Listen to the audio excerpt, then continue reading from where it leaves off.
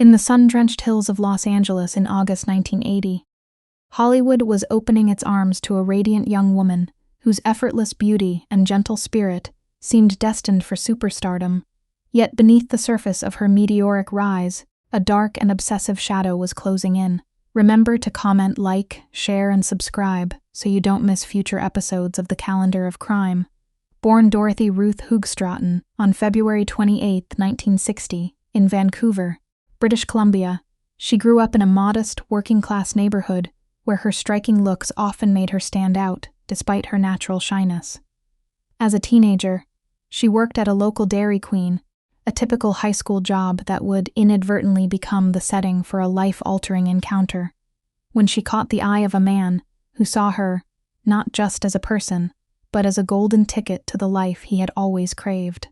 That man was Paul Snider, a 9-year-older local hustler, pimp, and small-time promoter who possessed a charismatic but manipulative personality and immediately set his sights on the 18-year-old Dorothy. Snider began courting her with intensity that bordered on obsession, convincing her that she was destined for greatness, and that he was the only one who could guide her there, effectively isolating her from her peers and family. Driven by his own ambitions, Snider began taking professional quality nude photographs of Dorothy and sent them to Playboy magazine without her initial full understanding of the industry, eventually securing her a spot as a finalist in the magazine's 25th anniversary Playmate search. Her natural elegance and the camera's love for her features quickly caught the attention of Hugh Hefner himself, who saw in Dorothy the quintessential girl next door, combined with a sophisticated cinematic grace. By 1979, Dorothy had moved to Los Angeles, leaving behind her quiet life in Canada for the sprawling, high-energy environment of the Playboy Mansion and the fast-paced world of professional modeling. She was officially named Playmate of the Month for August 1979, a milestone that solidified her status as a rising star and brought her into the inner circle of the Hollywood elite, where she was admired for her kindness as much as her beauty.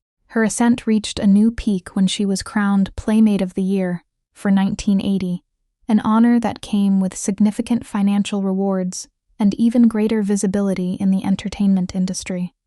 During this time, Dorothy was not just a model. She was becoming a cultural icon, appearing on television shows, and beginning to attract the attention of major film directors who saw her potential as a serious actress. Despite her growing success, Dorothy remained legally and emotionally tied to Paul Snider, whom she had married in a quick Las Vegas ceremony in June 1979, a decision many of her friends believed was born more out of a sense of obligation and Snider's relentless pressure than true love. The marriage was troubled from the start, characterized by Snider's extreme jealousy, his attempts to control every aspect of her career, and his growing resentment as Dorothy's star eclipsed his own meager influence. Dorothy's transition to the big screen began with a starring role in the science fiction parody Galaxina, where her ethereal screen presence proved she could carry a film, leading to her being cast in They All Laughed by the acclaimed director Peter Bogdanovich. Working on location in New York City, Dorothy found herself in a professional environment where she was respected for her talent, and she began to realize that the life Snider had built for her was a cage. It was during the filming of They All Laughed that Dorothy fell deeply in love with Peter Bogdanovich, a relationship that offered her the intellectual stimulation and genuine affection she had never received from Snider.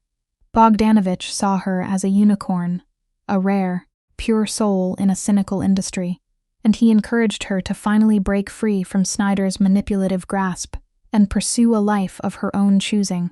When Dorothy returned to Los Angeles, she moved out of the home she shared with Snider and into Bogdanovich's estate, a move that signaled her intention to seek a divorce and start a new chapter of her life. Paul Snider, however, was spiraling into a desperate madness, unable to accept that his primary source of status and income was leaving him, and he began a campaign of stalking and harassment that terrified Dorothy's inner circle.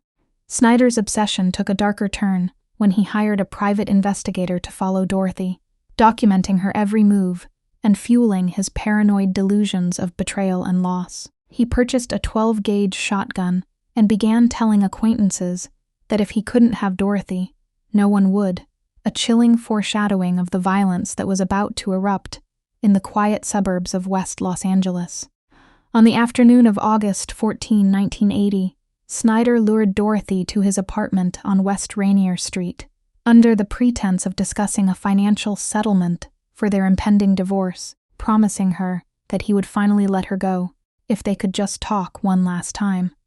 Despite the warnings from her friends and the visible instability of her estranged husband, Dorothy's inherent kindness and desire for a peaceful resolution led her to walk through that door one final time.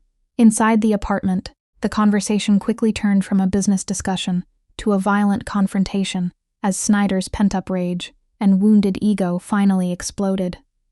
In a horrific act of domestic violence that shocked the nation, Snyder used the shotgun to murder the 20-year-old Dorothy before turning the weapon on himself, ending both their lives in a gruesome scene that would haunt the housemates who eventually discovered them. The discovery of the bodies late that night sent shockwaves through Hollywood, leaving Peter Bogdanovich, Hugh Hefner, and the entire entertainment community in a state of profound grief and disbelief. The girl who had been on the verge of becoming one of the most significant actresses of her generation was gone, her life extinguished by the very man who had claimed to be her greatest champion. The aftermath of the tragedy sparked a national conversation about the dangers of obsessive control and the vulnerabilities of young women in the spotlight, leading to numerous books, documentaries, and the critically acclaimed film Star 80, which sought to understand the tragedy. Dorothy Stratten's legacy remains a poignant reminder of a life full of promise that was cut short by the dark side of the American dream, a story of beauty, ambition, and a fatal obsession. Today, Dorothy is remembered not just as a victim, but as a gentle and talented woman who touched the lives of everyone she met, leaving behind a brief but luminous body of work that continues to captivate audiences. Her story serves as a somber chapter in the history of Los Angeles, a reminder that even in the brightest lights of Hollywood, the shadows can be long and dangerous. Thanks for watching. Please comment, share, like, and subscribe for future episodes from the Calendar of Crime.